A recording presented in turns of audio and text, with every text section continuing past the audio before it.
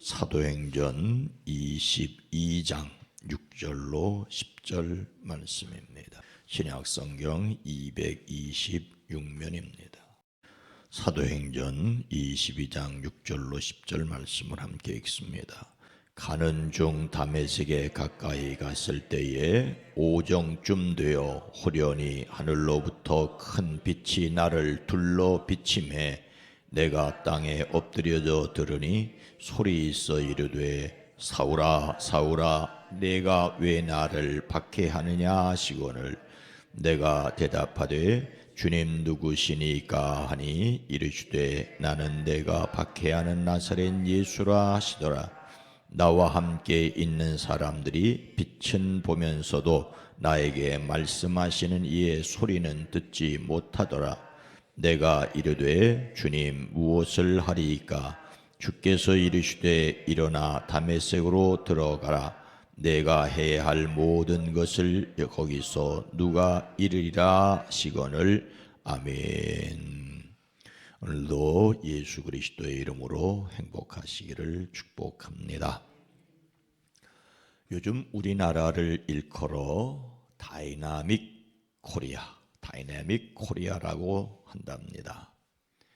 다이내믹 코리아는 우리나라의 역동성을 표현하는 의미를 담아 국가 브랜드로 2002년 한일 월드컵 당시에 사용했었습니다.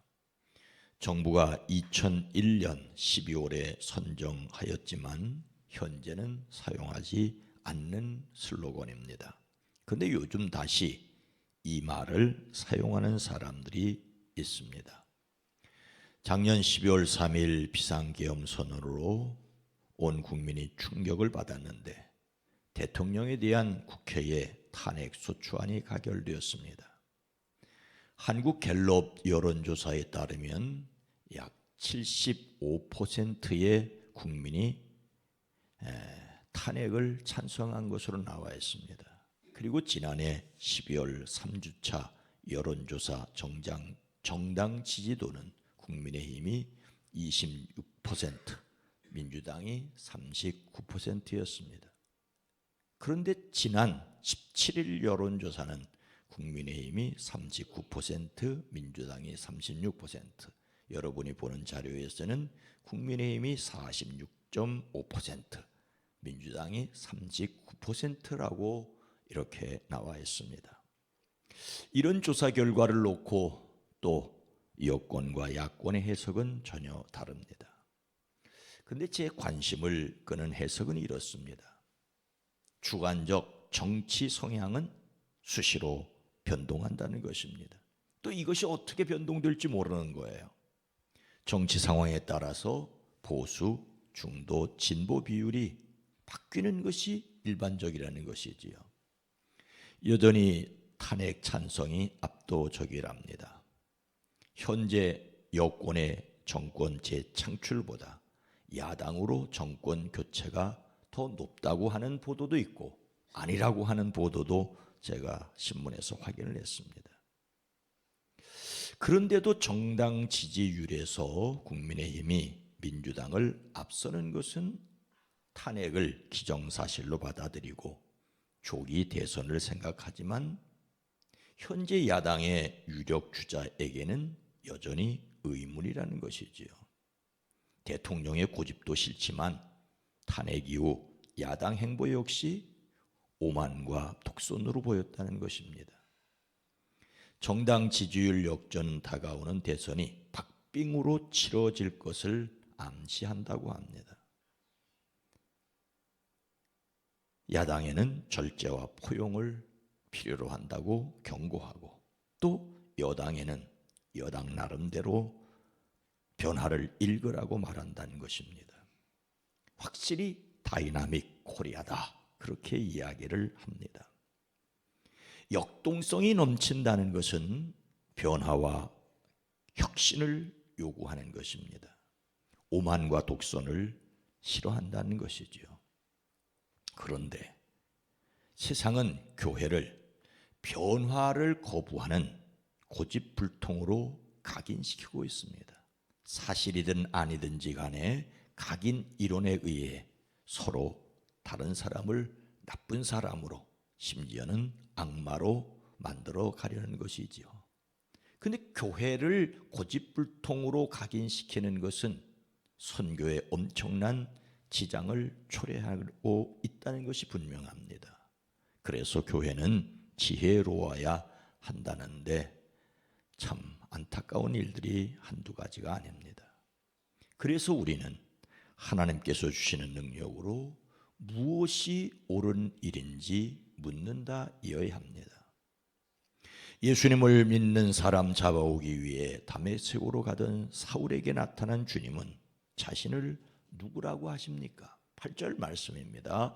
내가 대답하되 주님 누구시니까 하니 이르시되 나는 내가 박해하는 나사렛 예수라 하시더라. 사도행전의 같은 내용을 거의 같은 표현으로 3번씩이나 기록한 것이 있지요. 전도자 바울이 된 핍박자 사울의 회심에 관한 내용입니다. 사도행전 9장은 예루살렘에서 예수님 믿는 사람을 박해하는 데 그치지 않고 다메섹으로 피해간 그리스도인들을 잡아오려고 가다가 오히려 회심한 사울의 이야기를 처음 기록하고 있습니다. 그리고 두 번째 기록은 오늘 본문 말씀이고 세 번째 기록은 로마 황제의 재판을 요구한 바울의 죄목을 살피기 위해 총독 베스더의 노력으로 아그리빠 왕 앞에서 바울이 자기 회심을 간증하는 내용입니다. 오늘 말씀은 두 번째로 예루살렘에서 자기를 폭행하는 사람들 앞에서 로마 천부장의 도움으로 스스로 변호하는 내용입니다. 같은 사건을 기록한 것이기에 이야기의 주요한 흐름은 같습니다. 다르다면 오히려 이상하지요. 다만 그 말 듣는 사람들의 입장을 고려하여 설명하는 표현 차이가 조금씩 있습니다. 이러한 차이는 내용을 의심하게 하는 것이 아니라 오히려 풍성하게 합니다. 새 내용을 비교하며 읽는 것도 사건 재구성에 유익합니다. 자기를 죽이려는 예루살렘 사람들 앞에서 말하는 오늘 본문 말씀의 내용도 다른 내용과 마찬가지로 다메섹 가까이에 이르렀을 때 일어난 일로 시작합니다. 갑자기 하늘로부터 큰 빛이 그를 둘러 비추자 그는 땅바닥에 엎어졌는데 사울아 사울아 내가 어찌하여 나를 핍박하느냐라는 소리가 들려왔습니다. 그러자 그는 주님 누구십니까? 주님 누구십니까? 라고 묻습니다. 사울은 아직 그에게 빛으로 다가오는 분이 누구인지 몰랐습니다. 그런데 그에게 엄청난 빛으로 다가와 그의 이름을 2번씩이나 부르며 내가 어찌하여 나를 핍박하느냐는 소리에 놀랄 수밖에 없었죠. 그에게 자신을 핍박한다는 분은 엄청난 분이 틀림이 없었습니다. 그가 엄청난 빛 속에서 예수님의 모습을 보았다고도 주장할 수 있습니다. 그와 같이 여행하던 사람들은 형체 없는 빛만 보았지만 바울은 그 속에서 예수님의 모습을 보았을 수도 있습니다. 하지만 그분이 누구신지는 아직 정확하게 알지 못하였기에 다만 엄청난 분이 틀림없기에 그는 어쩌면 엉겁결에 주님, 주님, 주님이라고 부르며 누구시냐라고 물었습니다. 그분이 누구신지 모르기에 모르는 것을 묻는 것이 사울의 지혜이지요. 모르면서도 묻지 않는 것이 어리석은 것이죠. 그는 엄청난 대답을 듣습니다. 그분은 대답하기를 나는 내가 핍박하는 나사렛 예수다라는 것이었습니다. 예수님을 그리스도로 믿는 사람들을 예루살렘에서 잡아 죽이고 가두고 이제 또 잡으러 가는 길이었습니다. 그런데 그분이 그에게 빛으로 다가와서는 까무러치게 놀랍게 말씀하십니다.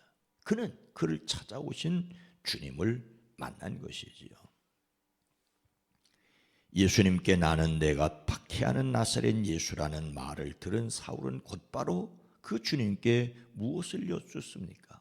10절 말씀입니다. 내가 이르되 주님 무엇을 하리이까? 주께서 이르시되 일어나 다메섹으로 들어가라. 내가 해야 할 모든 것을 거기서 누가 이르리라 하시거늘. 사울아 사울아 내가 어찌하여 나를 핍박하느냐라는 소리에 주님 누구십니까? 라고 그는 물었습니다. 나는 내가 핍박하는 나사렛 예수라는 말씀에 주님 어떻게 하라 하십니까? 곧바로 다시 물었습니다. 여기에는 생략된 이야기가 있을 수 있는 것처럼 여겨집니다. 하지만 성경은 이것만을 기록하여 우리에게 하나님의 뜻을 말씀하십니다.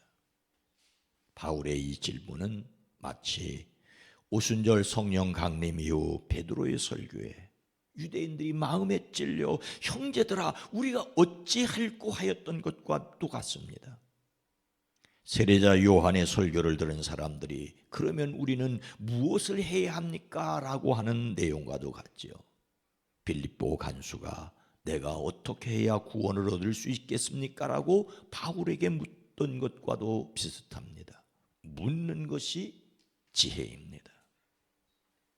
다메섹 가는 길에 빛으로 나타난 예수님은 주님 어떻게 하라십니까? 라는 그의 질문에 이렇게 말씀하십니다. 일어나서 다메섹으로 가거라. 거기에는 내가 해야 할 모든 일을 누가 말해줄 것이다. 이것은 그가 반드시 그렇게 해야만 하는 그에게 주시는 준엄한 명령입니다. 그래서 그는 명령에 순종하기 위해 전도에 나섰다고 예루살렘 사람들에게 지금 설명하는 중입니다. 그가 예수님 믿는 사람 박해하려고 갔었던 것은 예루살렘 제사장들에게 물어보면 다 아는 이야기인데 이런 빛을 보고 어떻게 내가 그분의 말씀을 순종하지 않을 수 있겠느냐라는 변론입니다. 그러니 그들도 예수님 믿으라는 전도의 내용이지요. 우리 역시 하나님의 말씀에 순종해야 합니다. 오늘 말씀을 마음에 새기고 자신이 하나님께 또는 지혜로운 인생 선배에게 묻기 위해 실천해야 할 것은 무엇일까요? 우리는 박해자 사울에게 다가와 그를 전도자 바울로 만드신 부활하신 주님의 전적인 역사를 보았습니다. 그러나 이러한 변화의 과정에 주님께 물었던 사울도 보아야 합니다. 그는 밝은 빛으로 다가오시는 예수님께 주님 누구십니까? 라고 물었지요. 그리고 나는 내가 박해하는 나사렛 예수라는 말씀에 주님 어떻게 하라 하십니까? 주님 어떻게 하라 하십니까? 라고 물었습니다. 그는 묻고 또 물었습니다. 이것이 그를 변화시켰다는 점도 생각해야 합니다. 엄청난 변화의 물결 앞에서 아무런 질문도 하지 않는다면 의심이 없는 믿음 좋은 사람이 아니라 오히려 하나님이 어떻게 하실지에 무관심한 사람이라고 할 수가 있습니다. 역사의 소용돌이 속에서 주님 어떻게 하라십니까? 주님 어떻게 하라십니까? 라고 묻는 사람이 지혜롭습니다. 하나님은 그냥 다가오시기도 하지만 묻는 사람에게 지혜를 주십니다. 우리는 주님의 뜻을 묻고 그 말씀에 응답하는 신앙이어야 합니다. 주님을 향하여 묻고 또 묻고 그 뜻을 깨닫고 그 뜻을 따라 살아내는 저와 여러분 모두가 되어지기를 주의 이름으로 축복합니다. 거룩하신 하나님, 핍박자 사울에게 전적으로 주님의 결정으로 다가오셨지만 사울로 하여금 묻고 또 물어 자신의 삶을 주님께 맡겼던 사울의 지혜를 우리가 배우게 하옵소서. 흔히 무조건적 순종이 좋다고 하지만 무조건적 순종을 위해서 우리의 마음에 작은 의심도 없는 전적인 믿음을 갖기 위해 묻고 또 물을 수 있는, 묻고 또 묻는 사람들에게 대답해 줄 수 있는 지혜가 있어지게 하옵소서. 이 역사의 소용돌이 앞에서 자기의 고집과 독선을 가지고 그냥 나가는 것이 아니라, 하나님 어떻게 해야 합니까? 정말로 자기 귀에 듣기 좋은 말만 듣는 것이 아니라 반대하는 사람들의 이야기도 들을 수 있는 이 땅에 정치 지도자들이 되어지게 하옵소서. 주여, 이 땅을 긍휼히 여겨 주시옵소서. 이 나라 이 민족 이 백성을 긍휼히 여겨 주시옵소서. 우리에게 지혜를 더하여 주시옵소서.